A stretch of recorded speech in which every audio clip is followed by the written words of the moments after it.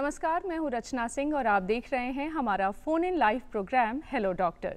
दर्शकों, इस कार्यक्रम के माध्यम से हमेशा हमारी यही कोशिश होती है कि हम आपकी सीधी बातचीत आपके विशेषज्ञ से करा दें और इसी क्रम में आज हम एक और नए विषय और एक और नए विशेषज्ञ के साथ यहां आए हैं। और आपको बता दूं कि चूंकि ये एक फ़ोन इन प्रोग्राम है तो आप इसमें कॉल कर सकते हैं। कॉल करने के लिए आप हमारा टोल फ्री नंबर नोट कर लीजिए। नंबर है 1800-3456171। नंबर एक बार फिर से मैं रिपीट कर देती हूँ, हमारा टोल फ्री नंबर है 1800-3456171। तो इस पर आप लगातार हमें कॉल कर सकते हैं और अपने विशेषज्ञ से अपने सवाल का जवाब आप जान सकते हैं। अब बढ़ते हैं कार्यक्रम में उस तरफ जिस विषय पर आज हम बात करने वाले हैं। हम बात आज हृदय के विषय में करने वाले हैं। अगर मैं आपको एक छोटा सा आंकड़ा बताऊं तो हृदय रोग में भारत अभी सबसे ऊपर है, यानी जितने भी देशों की गिनती आप जानते हैं उसमें भारत सबसे ऊपर है। और हृदय रोग में इस कदर तेजी आई है जिस पर बात करना बहुत ज़रूरी है। हृदय रोग के क्या कारण हैं, क्या लक्षण हैं और इसका निदान कैसे किया जा सकता है, और उसमें भी खासकर आज हम शल्य चिकित्सा पर खास करके बात करने वाले हैं, यानी आज हम सर्जरी पे बात करने वाले हैं कि अगर हृदय संबंधित समस्या अगर हो गई तो सर्जरी के माध्यम से कैसे हम उसे ज़्यादा बेहतर कर सकते हैं, ठीक कर सकते हैं और अपने हार्ट को हेल्दी रख सकते हैं। और इस विषय पर तमाम जानकारी देने के लिए हमारे साथ हमारे स्टूडियोज़ में मौजूद हैं शहर के जाने माने कार्डियोलॉजिस्ट, और साथ ही आपको ये भी बताना चाहती हूँ कि कई सारे अवार्ड्स उन्होंने अपने नाम किए हैं। हमारे साथ हैं डॉक्टर विनीत कुमार सर, आपका बहुत बहुत स्वागत है हमारे कार्यक्रम में। और आपको साथ में मैं ये भी बताना चाहती हूँ कि सर असिस्टेंट प्रोफेसर हैं Nalanda medical college and hospital में। सर, अब आते हैं विषय पर जी। जैसा कि मैंने कहा कि भारत जो है हार्ट संबंधित समस्या में सबसे ऊपर की तरफ रेस में है। क्या कारण आप बड़ा इसका मानते हैं? और अगर बात हम हेल्दी हार्ट की करें तो क्या ऐसी चीज़ें हैं जो अगर हम अपने लाइफस्टाइल या आसपास अगर हम उसे ठीक रखते हैं तो हमारा हार्ट ज़्यादा बेहतर तरीके से काम करेगा? देखिए, हार्ट से रिलेटेड होने वाली बीमारियों की वजह समझना चाहें तो हमें ये देखना होगा कि कुछ बहुत कॉमन बीमारियां जैसे sugar, blood pressure, lipid profile का डिरेंज होना, या यदि कुछ आदतों की बात करें तो स्मोकिंग करना, ड्रग अब्यूज़ या कोई भी तरह की बैड हैबिट है, या ओबेसिटी हम लोग बोलते हैं कि जो हम लोग यूजुअल डे टू डे आहार लेते हैं वो भी इसके लिए बहुत हद तक रिस्पॉन्सिबल है। तो यदि शुगर की बात करें या ब्लड प्रेशर की बात करें, शुगर पूरे दुनिया में सबसे ज़्यादा भारत में शुगर के मरीज़ हैं। यद्यपि कुछ दिन तक जब तक आबादी में दूसरे देश आगे थे उस समय भी शुगर के मरीजों की संख्या भारत में कहीं ज़्यादा थी। तो अब तो और क्या कहना, अब तो आबादी और बढ़ रही है। यदि इसकी वजह समझना चाहें तो हमारा एब्डोमिनल ओबेसिटी शायद एक बहुत बड़ा वजह है जिसके वजह से कि ये शुगर अर्ली होता है, इंसुलिन का उसमें रेसिस्टेंस हो जाता है और उसके वजह से शुगर हो गया, और शुगर और ब्लड प्रेशर हो गया तो धीरे धीरे करके हार्ट से होने वाली बीमारियां भी होने लगती है। और ये केवल ज़्यादा ही नहीं है, दूसरे देशों से यदि हम लोग कंपेयर करें वेस्टर्न कंट्री से तो एक डिकेड करीब अर्ली होता है, मतलब 10 से 12 साल जल्दी हो जाता है। इसका मतलब इकोनॉमिकली अर्निंग एज ग्रुप जो हमारा है वो इंडिविजुअल यदि हार्ट अटैक का शिकार हो गया, हार्ट फेलियर हो गया तो अब अर्न करने वाला मेंबर फैमिली में नहीं बचता है। तो ये ज़्यादा मायने रखता है। यदि हम वेस्टर्न में देखें तो वहाँ पे ज़्यादातर एल्डर लोग, माने जो लोग अब वर्क नहीं कर रहे, रिटायर हो गए हैं, शायद उनमें हो तो देश का इकोनॉमी उतना सफ़र नहीं करता जितना कि अर्निंग एज ग्रुप यदि सफ़र करने लगे तो वो एक बड़ा बर्डन बन जाता है, ना ओनली अपने घर के लिए, देश के लिए, समाज के लिए, हर जगह। और ये बहुत बड़ी समस्या के तौर पे हमारे सामने आई है जिसे हमें समझने की ज़रूरत है। चूँकि आपने बात इतनी सुंदर तरीके से आपने रखा सर, और जिस तरीके से आपने समझाया कि किन किन समस्याओं के वजह से हार्ट संबंधित समस्या हो सकती है, दो बातें और आती हैं कि क्या ये अनुवांशिक है या अनुवांशिक होने के भी इसमें चांसेस होते हैं, या इसे हम कम्प्लीटली एक लाइफस्टाइल डिजीज़ मान सकते हैं? नहीं, निश्चित रूप से इसमें अनुवांशिक होने का गुंजाइश है, क्योंकि मैंने ऐसा बिल्कुल नहीं कह सकते कि ये केवल लाइफस्टाइल से रिलेटेड बात है। लेकिन जो अनुवांशिक या जेनेटिक चीज़ें हैं वो हमें गिफ्ट में मिली है, जो ऊपर वाले ने दे दी, तो हम उसे शायद नहीं बदल सकते। हम लोग लाइफस्टाइल की बात ज़्यादा इसलिए करते हैं कि लाइफस्टाइल अपने हाथ में है, हम उसमें बदलाव ला सकते हैं, बट जीन में बदलाव लाना अभी तक के लिए मेरे लिए संभव नहीं है। तो उसके लिए बहुत ज़्यादा बात करने से बहुत कुछ मिलता नहीं, लेकिन ये निश्चित रूप से अनुवांशिक होता है। क्योंकि हम देखें तो कुछ लोगों में बहुत अर्ली, इवन 22 साल के लोगों में मैंने एंजियोप्लास्टी किया है, उसका एक नली बंद हो गया था, स्टेंट लगाया है। भले ही वो इंडिविजुअल या जो लोग जो थे स्मोक करते थे। अच्छा सर, मैं आपको यहाँ रोकना चाहूँगी। हमारे साथ फ़ोन लाइन पर एक कॉलर मौजूद हैं, संजय जी हैं मुजफ्फरपुर से। हेलो। हेलो जी संजय जी, आपका बहुत स्वागत है कार्यक्रम में, अपना सवाल पूछिए। हाँ हेलो जी संजय जी, हम आपको सुन पा रहे हैं, हाँ, कृपया आप अपना डॉक्टर सवाल साहब पूछिए। नमस्कार। नमस्कार। नमस्कार। मेरा मतलब कभी कभी ऐसा होता है सर कि मतलब जैसे मतलब बाएं सीने में मतलब हल्का मतलब दर्द टाइप का, बाएं सीने में कभी कभी ऐसा होता है कि मतलब दर्द टाइप का हल्का फुल्का मतलब लगता है, जैसे सीढ़ी वगैरह पर चढ़ने पर मतलब दम फूलने जैसा मतलब महसूस होता है। तो क्या मतलब हमको कभी कभी ये जो दर्द आपको हो रहा है बाएं साइड में, बैठने में ज़्यादा होता है या जब वॉक करते चलते फिरते हैं एक्सरसाइज करते हैं तब ज़्यादा होता है? हमारे तो एक्सरसाइज वगैरह ये सब करने पर, जैसे सुबह में आधा घंटा एक्सरसाइज करते हैं तो उस समय तो उस समय जब आप एक्सरसाइज करते हैं तब दर्द बढ़ जाता है या उससे कोई इसका संबंध नहीं लगता है आपको? अच्छा। नहीं, मैं आपसे पूछ रहा हूँ, जब आप एक्सरसाइज करते हैं तब आपका दर्द ज़्यादा हो जाता है या नहीं? ज्यादा ना, मतलब हल्का फुल्का लगता है कि मतलब हो जाता है। नहीं देखिए, उसके अलावा शुगर या बीपी का भी कोई शिकायत है आपको? ना शुगर तो नहीं है, शुगर नहीं है, नहीं बीपी है और नहीं मतलब कोलेस्ट्रॉल है। उम्र क्या हुई आपकी? उम्र मेरा 42 साल हुआ सर, हम शिक्षक है पेशे से। जी। नहीं देखिए, जैसा आप बोलते हैं कि यदि सीने में भारीपन है तो बेहतर होगा कि अपने आसपास किसी डॉक्टर से मिलकर एक बार जांच कराइए, क्योंकि ये भारीपन हो सकता है कि शायद हार्ट से रिलेटेड भी हो। जरूरी नहीं है कि ये हार्ट से रिलेटेड ही होगा, लेकिन यदि हार्ट से रिलेटेड दर्द रहा और हम इग्नोर करें तो ये आगे चल के हो सकता है हार्ट अटैक या किसी गंभीर समस्या के साथ आ जाए। ये शुरुआती लक्षण हो सकता है, जिसे इग्नोर ना करें, जांच करवा लें। यदि हार्ट से रिलेटेड दर्द नहीं हो तब तो कोई दिक्कत की बात नहीं है। जी सर, सवाल की तरफ वापस आते हैं। हम समझने की कोशिश कर रहे थे आनुवांशिक और जीवन शैली के विषय में। ये बातें अगर हम समझ भी गए तो इसके आगे एक और बात आती है, लक्षण। कैसे लक्षणों की पहचान करें? कौन से ऐसे रेड फ्लैग्स हैं जिसे हम ये मान करके चल सकते हैं कि मुझे कुछ हार्ट संबंधी समस्या हो रही है? देखिए, लक्षण से भी ज़्यादा जरूरी है लक्षण होने माने बीमारी होने से जो वजह है उसके ऊपर ध्यान दिया जाए। यदि कॉमन कुछ नंबर्स हमें अपना जानना होता है। अच्छा। अब नंबर की बात करें, एक तो नंबर एज का नंबर है, जैसे जैसे एज बढ़ता है रिस्क बढ़ता है, बट उसमें मेरा कोई जोड़ या कोई उपाय नहीं है कुछ करने का। दूसरा ब्लड प्रेशर का नंबर है, शुगर कितना है वो जानना चाहिए, लिपिड प्रोफाइल की जांच कराइए, एलडीएल कोलेस्ट्रॉल का लेवल क्या है, क्या नंबर है वो जानिए, आपका वेट क्या है वो जानिए। ये सब कुछ कॉमन नंबर यदि आप हर 6-6 महीने में जानते रहें तो शायद यदि किसी को ब्लड प्रेशर हो, शुगर हो या कोलेस्ट्रॉल बढ़े तो हम जल्दी उपाय करें, जल्दी इलाज करें, तो वो आगे बढ़ के हार्ट से रिलेटेड बीमारी हो ही ना पाए, या हो भी तो बहुत लेट हो। सर, किस उम्र के व्यक्तियों को ये नंबर्स जानना चाहिए स्पेसिफिकली, अगर मैं कहूँ तो? स्पेसिफिकली देखिए, कोई भी एडल्ट यदि जिसके यहाँ ये सब बीमारियां कॉमनली है वो तो 18 से 20 साल में ही अपनी जांच शुरू कर देनी होगी। अच्छा। लेकिन जिनके यहाँ ये नहीं है, जिनके माता पिता दादा दादी या नाना नानी को ये शुगर बीपी कोलेस्ट्रॉल नहीं है, वो थोड़ा लेट भी करें तो संभव है कि काम उनका हो सकता है कि ठीक है चले 25 साल या उसके बाद देखना शायद उचित रहेगा। 30 साल के बाद तो शायद साल में एक बार जरूर ये नंबर देख लेना चाहिए। सर, मैं आपको रोकना चाहूंगी, हाजीपुर से हमारे साथ एक कॉलर जुड़ रहे हैं, शैलेंद्र जी। हेलो। हेलो जी शैलेंद्र जी, बहुत स्वागत है आपका, सवाल पूछिए।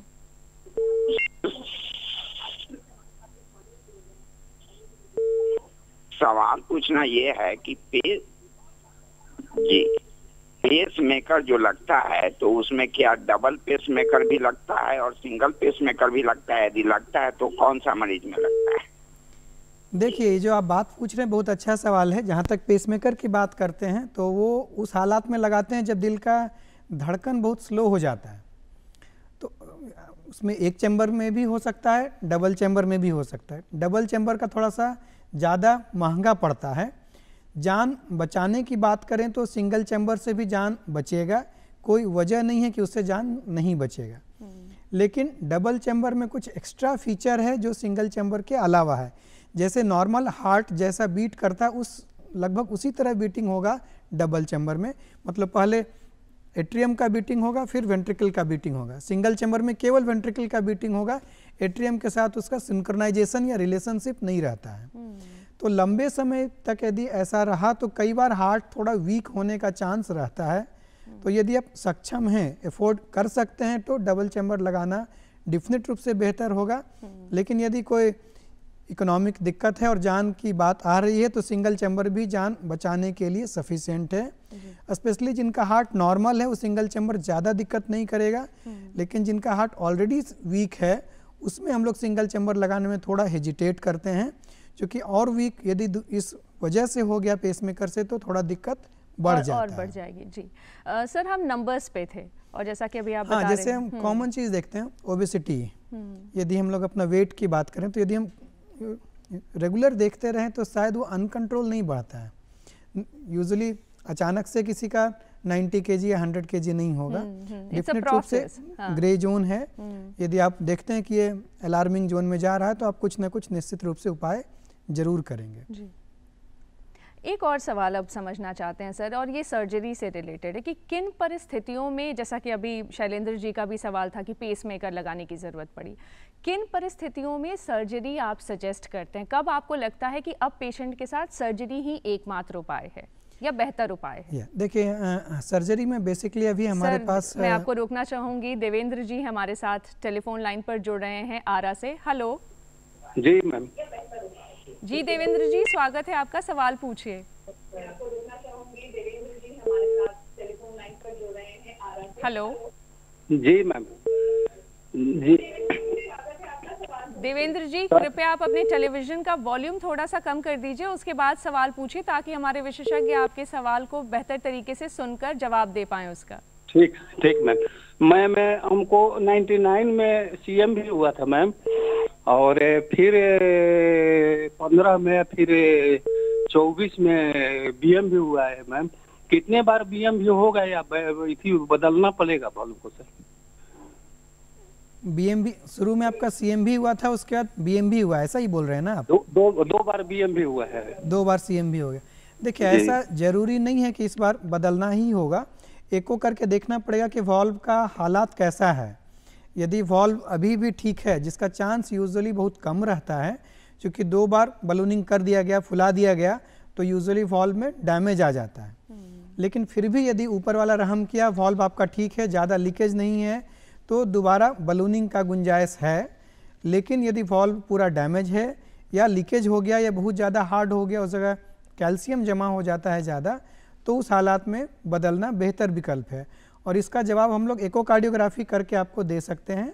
आप जो भी आपके नियर अबाउट में हार्ट के डॉक्टर वहाँ मिल के एको करवाइए और फिर उसके बाद आपको जवाब निश्चित रूप से मिल जाएगा। जी सर, सवाल पर वापस आते हैं कि किन परिस्थितियों में सर्जरी सजेस्ट करते हैं आप लोग? देखिए, हार्ट में सर्जरी की जहाँ तक हम लोग बात करते हैं तो एक समय था जबकि केवल ओपन हार्ट सर्जरी हुआ करता था हर एक चीज़ों के लिए। लेकिन आज के समय में समय बहुत बदल गया और ओपन हार्ट सर्जरी की संख्या बहुत कम हो गई। यदि हम शायद देखें, पहले से कंपेयर करें तो शायद 10% भी शायद नहीं रह गया। 90% हालात में हम लोग बहुत हद तक बिना ओपन सर्जरी किए कुछ ना कुछ उपाय शायद लगा पाते हैं। सर्जरी में यदि हम लोग बात करते हैं तो हमारे लिए 2-3 वजह होता है। एक तो या तो हार्ट के नली में ब्लॉकेज हो गया हो, उसे दूर करने के लिए करना हो। दूसरा, जैसे अभी एक श्रोता पूछ रहे थे वॉल्व से रिलेटेड, यदि वॉल्व बहुत जाम हो जाता है, नहीं खुल रहा हो, या वॉल्व में लीकेज ज़्यादा हो गया, उससे रिलेटेड सर्जरी है। और एक और ग्रुप आता है जिसमें कि जैसे पूछ रहे थे कि दिल की धड़कन कम हो गई, ऊपर वाले ने जो आपको दिया था धड़कन लगातार चलाने के लिए एक मशीन, वो अब नहीं काम कर रहा है, तो उसके जगह पे एक दूसरा मशीन लगाना पड़ता है जो कि धड़कन को अच्छा बना के रखे। सर, मैं आपको रोकना चाहूंगी, रायबरेली से हमारे साथ एक कॉलर जुड़ रहे हैं टेलीफोन लाइन पर, देव शंकर जी। Hello hello. जी जी बोल रहे हैं जी। जी देवशंकर जी, आप अपना सवाल पूछिए। जी जी जी जी नमस्ते जी। नमस्ते मैम। जी जी प्रणाम जी प्रणाम। नमस्ते। हाँ जी नमस्ते जी। मैं कृपया डॉक्टर अपने टेलीविजन का वॉल्यूम थोड़ा सा कम कर दीजिए, उसके बाद सवाल ओके पूछिए। Okay okay sir okay okay. जी नमस्ते सर डॉक्टर साहब। जी जी आप पूछिए। जी हमको तकलीफ ये रहती है कि थकावट बहुत जल्दी आती है। मैंने चेक करा लिया है, हार्ट पेशेंट मैं नहीं हूँ, लेकिन इतना जल्दी थकावट है 10 कदम चलने पर भी हमको लगता है कि हमारी सांस फूलने लगती है। दवाएं ले रहा हूँ लेकिन कोई हमको रिलैक्स नहीं मिला सर। ऐसी ऐसी समस्या कितने दिन से लग रही है आपको ये हमको पहले तो मैंने महसूस नहीं किया, लेकिन जब से महसूस किया तब से लगता है कि 2-3 महीने से है। पहले मैं सोचता था कि हमको कोई ऐसी कमी नहीं। शुगर का जांच करवाया आपने? जी शुगर की जांच हो गई है आपकी? जी जी शुगर जांच करवाया। शुगर में तो बताया है जांच करने वाले ने कि आप बिल्कुल नॉर्मल से भी अच्छे हैं।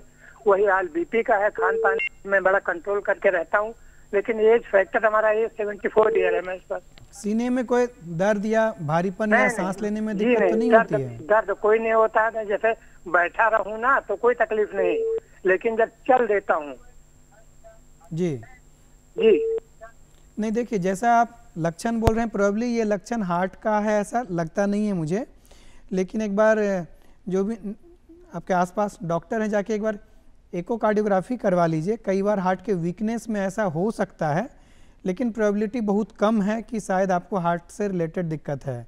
लेकिन एक बार ईसीजी और इकोकार्डियोग्राफी जरूर करा लेना है, जिससे कि हम 100% श्योर हो जाएं, अंदाजा पे नहीं रहना है। जी सर, हम स्टेंट पे बात कर रहे थे। हाँ, इसमें हम लोग देख रहे थे, जैसे हम लोग बोल रहे थे सर्जरी का कुछ ग्रुप में डिवाइड कर रहे थे। तो यदि ब्लॉकेज की बात करते हैं तो एक समय था जबकि ब्लॉकेज का उपाय केवल ओपन हार्ट सर्जरी हुआ करता था। आज के टाइम पे हम लोग ऑलमोस्ट 90% ब्लॉकेज को बिना ओपन हार्ट सर्जरी किए स्टेंट लगा के बचा पाते हैं। और यदि हम एक अच्छा लाइफस्टाइल उसके बाद अपनाएं। सर गया से हमारे साथ टेलीफोन लाइन पर एक कॉलर जुड़ रहे हैं। Hello hello. जी सर नमस्कार। जी नमस्ते, अपना नाम बताइए और सवाल पूछिए। जी मेरा नाम है राकेश पांडे, हम वजीरगंज गया से बोल रहे हैं सर। जी बोलिए। मेरी मम्मी जो है करीब 9 साल से कार्डियक है। सॉरी फिर से बोलिए। 9 साल से? जी 9 साल से कार्डियक है जी।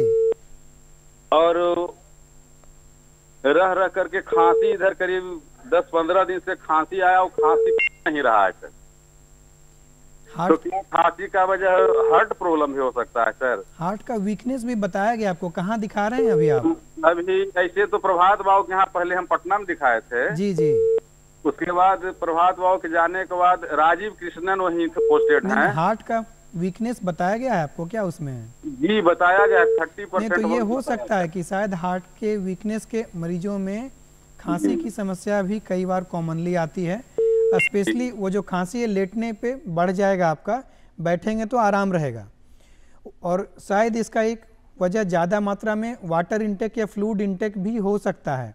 आपको वाटर का रिस्ट्रिक्शंस के लिए बोला गया होगा, तो उसको बहुत स्ट्रिक्टली फॉलो करिए। दवा रेगुलर लीजिए। यदि 1-1.25 लीटर वाटर लेने के बाद, दवा रेगुलर लेने के बाद भी नहीं आराम है, तो निश्चित रूप से दोबारा डॉक्टर साहब से मिल करके एक बार ओपिनियन लीजिए। ये हार्ट से रिलेटेड हो सकता है। जी सर, हम स्टेंट की बात कर रहे थे। हाँ, यदि हम लोग आजकल देखें तो एक समय होता था जब किसी ने का ऑपरेशन हो गया, ओपन हार्ट सर्जरी है, और वो निश्चित रूप से उसमें थोड़ा रिस्क ऑपरेशन का ज़्यादा होता था। यदि हम लोग स्टेंट लगाने की बात करते हैं तो रिस्क हम लोग 1% या 1% से भी लेसर बोलते हैं। इसमें कोई बेहोश भी नहीं करते। लोकल एनेस्थीसिया में एक सुई हाथ में लगाते हैं, हाथ में एक निडल लगा के हार्ट के अंदर जाते हैं और उससे वायर के थ्रू जाके ब्लॉकेज को दूर करते हैं, और फिर दोबारा बंद ना हो तो उसके लिए एक स्टेंट लगाते हैं। अच्छा। स्टेंट आजकल जो नया जनरेशन का बहुत अच्छा है। इसमें लॉन्ग टर्म यूजुअल फॉलो बहुत बेहतर होता है, लेकिन कुछ इसमें भी सावधानियां हैं जो कि बहुत ज़रूरी है समझना ये पड़ेगा कि जो नली ऊपर वाले ने बना के दिया था हम उससे अच्छा नहीं बना रहे हैं। तो जिस वजह से यदि वो ब्लॉकेज आया था, यदि वो वजह चाहे वो ब्लड प्रेशर हो, शुगर हो या वॉकिंग नहीं करना, स्मोकिंग करना, व्हाटएवर जो भी वजह हो, ये सबसे बेहतर वो इंडिविजुअल जानते हैं। वो वजह दोबारा कंटिन्यू होता है तो फिर से ब्लॉकेज का चांस होगा। वजह हटा दें, दवा रेगुलर लें तो उसका लॉन्ग टर्म रिजल्ट बहुत अच्छा है, बहुत एक्सेलेंट होता है। लाइफ स्टाइल ऑलमोस्ट नॉर्मल होता है, सिवाय अनहेल्दी चीज़ों से बचने की बात करते हैं। डेली वॉकिंग या एक्सरसाइज करने की बात करते हैं। कोई रिस्ट्रिक्शंस मेरे साइड से एक्टिविटी में नहीं होता, वेट उठाने में कोई रिस्ट्रिक्शंस नहीं होता। हार्ट यदि वीक नहीं हुआ है, हार्ट का पावर नॉर्मल है तो कोई रिस्ट्रिक्शन फ्लूइड का भी नहीं होगा। लेकिन यदि हार्ट वीक है तो फिर हार्ट फेलियर का से रिलेटेड सिम्टम उनको जो दिक्कत है उसके हिसाब से हम लोग को रिस्ट्रिक्शंस लगाना पड़ता है। और दूसरा ऑप्शन आता है कि हम लोग बाईपास की बात करते हैं। तो यदि कुछ ऐसा ब्लॉकेज, इतना ज़्यादा ब्लॉकेज है कि वो स्टेंट से काम नहीं चल सकता। अच्छा। उसका कॉमन वजह हार्ट के मुख्य नली के साथ और सारे नलियों में ब्लॉकेज है तो हम एक लिमिट से ज़्यादा स्टेंट नहीं लगा सकते। उस हालात में बाईपास ऑपरेशन का रिजल्ट ज़्यादा बेहतर होता है। तो उसमें हम लोग ओपन हार्ट सर्जरी या बाईपास कराने का सलाह देते हैं। उसमें ऑपरेशन का रिस्क भले ही थोड़ा ज़्यादा होगा लेकिन लॉन्ग टर्म रिजल्ट इस हालात में बाईपास ऑपरेशन का स्टेंट से ज़्यादा बेहतर होता है। तो इसीलिए हम लोग उस हालात में एडवाइस करते हैं कि भाई आपको ओपन हार्ट सर्जरी के लिए ही जाना है, दूसरा विकल्प शायद बेहतर नहीं होगा आपके लिए। और उसमें भी दवाएं रेगुलर लेनी होगी, सावधानी जरूरी है कि बरतें, अदरवाइज वो फिर से दिक्कत आने का चांस उसमें भी बना रहता है। सर, वॉल्व रिप्लेसमेंट और एंजियोप्लास्टी, ये भी दो चीज़ें हैं, इसके बारे में ज़रूर बताइए। दोनों बिल्कुल अलग अलग चीज़ है। एंजियोप्लास्टी जो स्टेंट लगाने का जो सारा जो ये मैंने आपको बताया प्रोसेस को बोलते हैं, एंजियोप्लास्टी करते हैं। सर, वैशाली से हमारे साथ टेलीफोन लाइन पर एक कॉलर जुड़ रहे हैं। हेलो। हाँ, हेलो जी, अपना नाम बताइए और सवाल पूछिए। मैं सुभाष कुमार, मैं सुभाष कुमार हूँ मैम, प्रणाम। जी जी नमस्ते, सवाल पूछिए, स्वागत है आपका। मैम, हमको घबराहट अधिक हो जाती है और दाहिने साइड, बाएं साइड में जो है ना सो कलेजा में दर्द होता है। एज बताइए सर, एज कितना है आपका? एज सर 45 है, 45। कोई चीज़ की दवा लेते हैं, sugar, BP, cholesterol, thyroid? Sir sugar ऐसे है लेकिन डाइट प्लान पर है। शुगर ठीक रहता है? नंबर आपका? 200 से नीचे पहले था लेकिन यही पिछले सप्ताह चेक करवाए हैं ना तो 248 हो गया है। नहीं सर, ये डाइट प्लान पे रहने का समय शायद आपका नहीं है। आप किसी लोकल में जाके अपने डॉक्टर साहब से मिलिए, दवा एडवाइस करवाइए। यदि शुगर अनकंट्रोल रहा, एक चीज़ समझना जरूरी है सर कि शुगर के दवा से होने वाला साइड इफेक्ट शुगर बढ़े रहने से होने वाले नुकसान से कहीं बहुत कम है। बिल्कुल। यदि आप ये सोच के कि नहीं हमें दवा नहीं ही खाना है, बैठे रहेंगे तो निश्चित रूप से आपको हार्ट का दिक्कत हो जाएगा। जहाँ तक आप घबराहट की बात करते हैं तो शायद वो हार्ट से रिलेटेड ना हो, लेकिन यदि बाएं साइड सीने में दर्द है और शुगर अनकंट्रोल है तो शायद ये समस्या हार्ट से रिलेटेड हो सकती है। आप अपने डॉक्टर साहब से मिलिए, शुगर का उचित इलाज करवाइए, हार्ट का बेसिक जांच करवाइए। यदि वो नॉर्मल है तो शुगर कंट्रोल करके लाइफस्टाइल को अच्छा रखिए, आप अच्छे रहिएगा। जी सर, हम बात कर रहे थे एंजियोप्लास्टी पे। या एंजियोप्लास्टी जो हम लोग स्टेंट लगाने का जो सारा जो ये है प्रोसेस है उसको एंजियोप्लास्टी बोलते हैं। जी। बेसिकली जो हम लोग बोल रहे थे कि हम लोग हाथ में एक निडल, एक सुई लगा के वायर के थ्रू हम लोग हार्ट के पास जाके स्टेंट लगाएंगे, ये सारा प्रोसेस ही एंजियोप्लास्टी है।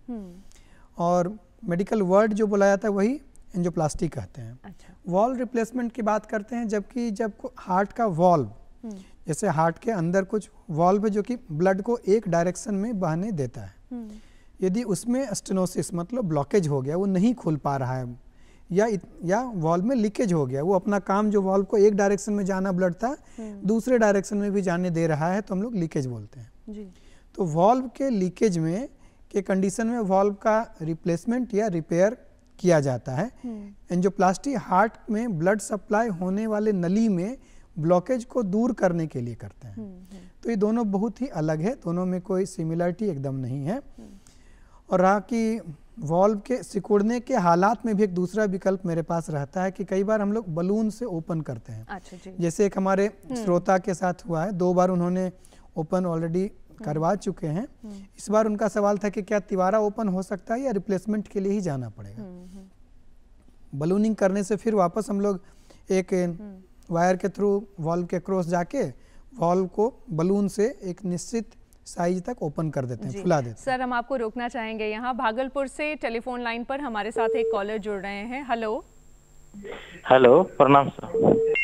जी नमस्कार, स्वागत है आपका, सवाल पूछे। नमस्कार मैडम, बोले कि 2018 में हम ऑपरेशन करवाए थे, वॉल्व का चेंज करवाए थे। हाँ मैडम। जी जी।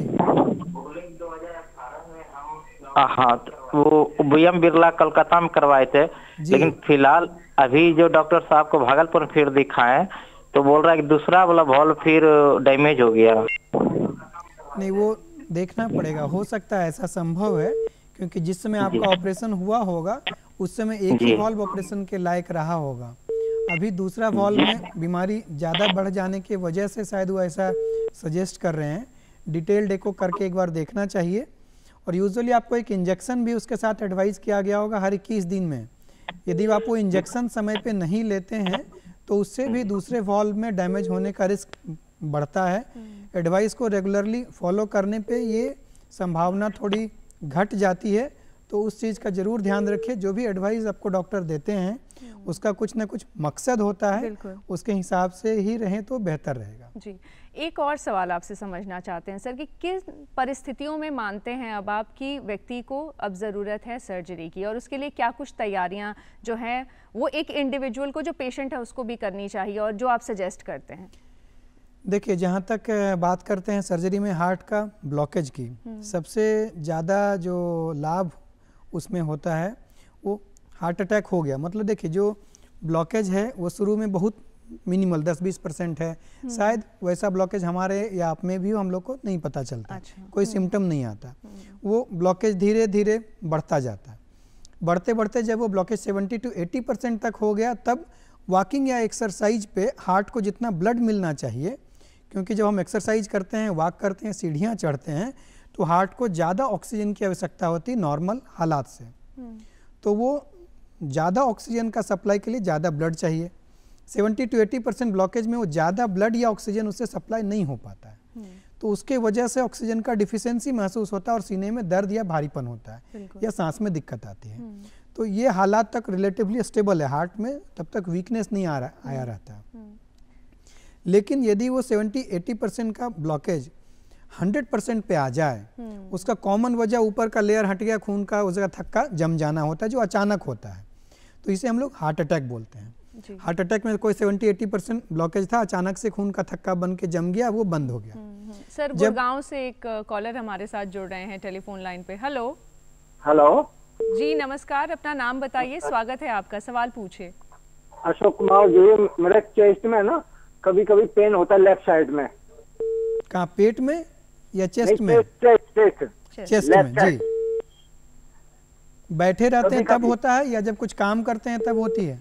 नहीं, ऐसे ही काम बैठा होता हूँ या जैसे कभी कभी लेटा होता हूँ तो कभी कभी हो रहा है। सर आपका है उम्र कितना है आपका?